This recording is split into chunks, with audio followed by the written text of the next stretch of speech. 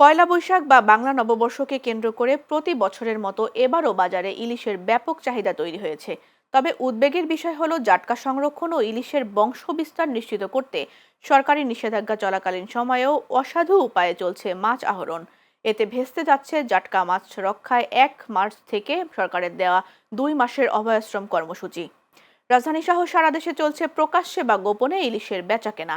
নিষেধাজ্ঞা থাকা সত্ত্বেও দেশের বিভিন্ন পয়েন্টে, বিশেষ করে বরিশাল, চাঁদপুর, ভোলা ও লক্ষ্মীপুর সংলগ্ন নদীগুলোতে রাতের আধারে মাছ ধরার অভিযোগ পাওয়া যাচ্ছে। চাঁদপুরে তাজা ইলিশ বিক্রি হচ্ছে 5 থেকে 6 হাজার টাকা কেজি দরে, আর আগে থেকে ফ্রিজে সংরক্ষণ করা মাছগুলো প্রতি কেজি 3 থেকে 4 হাজার টাকা কেজি দরে বিক্রি করা হচ্ছে। এবারে আকাশচুম্বী দামের কারণে সাধারণের ভাগ্যে জুটবে না ইলিশ, বলছেন ক্রেতারা। উৎসবের জন্য একটু তো বেশি থাকবে, এটাই জাস্ট, আর কিছু না।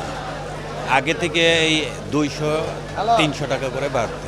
আমরা মাছ কিনতাম আসছি, মাছের যে দাম, এটা মধ্যমদের যে ফ্যামিলি বা নিচের ফ্যামিলি, আমরা ইলিশ মাছ খাইতে পারতো না। 2200-2400 টাকা দাম। 200 গ্রাম মাছ ওখানে আপনি বর্তমানে 2500 টাকা কেজি বেচতেছি, বুঝছেন? এখন দাম তারপরে আপনার তখন বসে বসে দেবো গা, তখন দাম একটু কমতে পারে। যেটা নতুন, এটার দাম একটু বেশি। যেমন 1 কেজি সাইজ 5,000 টাকা, আর কোলেস্টোরের 1 কেজি হলে 2,000 টাকা। আবার এই যে 300 গ্রাম মাছ, লাইনের মাছ, এটি 1300 টাকা কেজি বেচতেছে।